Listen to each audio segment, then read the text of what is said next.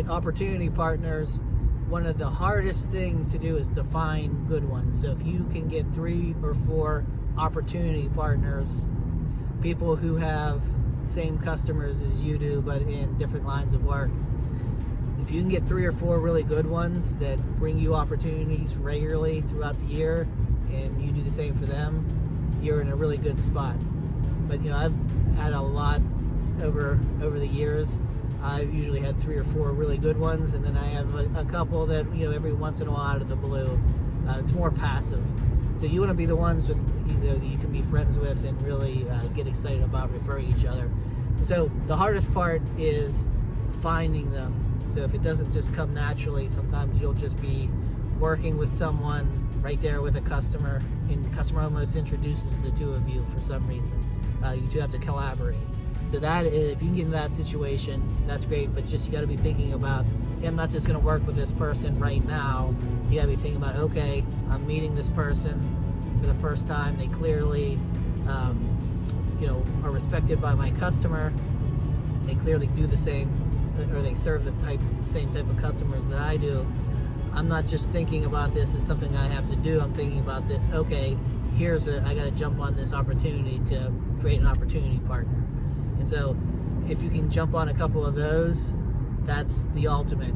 The next really good one is if you're just working with a customer and you just notice someone, you're not really introduced. Let's say you're with, in a residential situation, you're there looking at the HVAC, their air conditioning unit, and there's an electrician there doing some work. You might go over there and start talking with him or her. Hey, are you the owner? Or what do or you see a salesperson for maybe a kitchen remodeling company, meeting with the customers that I'm going to meet with this person after you, and you just go out of your way to go introduce yourself, make a connection, and then later you can follow up. Hey, I'm RJ. If you remember, I met you over at Mrs. Smith's house. I just had this idea. I've been looking for a kitchen remodeler. People ask me about, if I know anybody, and I don't. And I'd love to get to know a little bit more about what you do, so that I'm not embarrassed in those situations and say, no, I don't know anybody good. So I'm always looking for someone good to refer my customers to, because they trust me. And so if you can do it that way, that's great. The hardest thing is just calling people out of the blue. We did this. We just Googled we thought outside of the box, Googled a bunch of different companies and people that might have the same customers as we do. We started emailing, calling, walking in, and it was more difficult than I thought. I thought, hey, why wouldn't people want to refer me?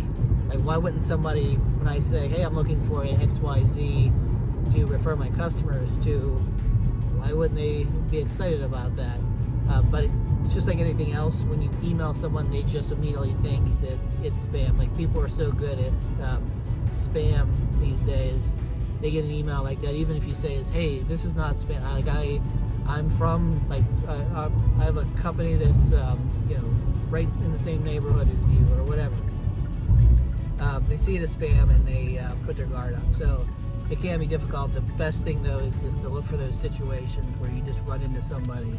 You don't have to give them the full pitch right there. You make a connection, and you follow up later. Hey, I was just thinking about this after I met you the other day.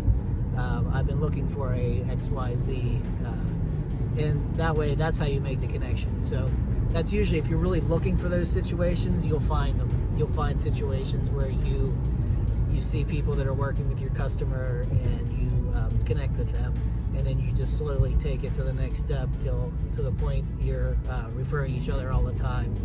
And so you'll go through a couple. You might feel like you have a couple of good connections and they fizzle out. That'll happen, but you'll land on 3 or 4 really good ones in your career, and again, game changer. You can get half your sales goal just through, or more, through opportunity partners. All right, that's it. The hard part is finding them. So do not ever miss an opportunity to make a connection with a possible opportunity partner. That's the takeaway here today. All right, I'll see you all the next one.